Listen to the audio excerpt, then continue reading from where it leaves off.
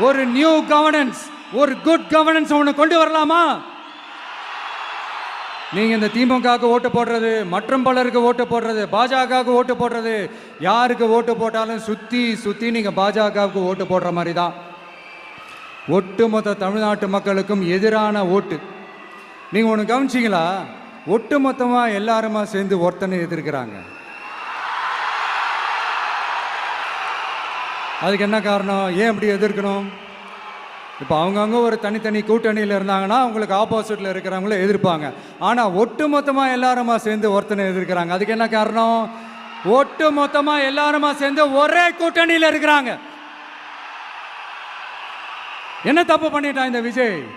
மக்களுக்காக அரசியலுக்கு வந்தது ஒரு தப்பா? நல்லாட்சி கொடுக்கணும்னு நினைச்சது தப்பா?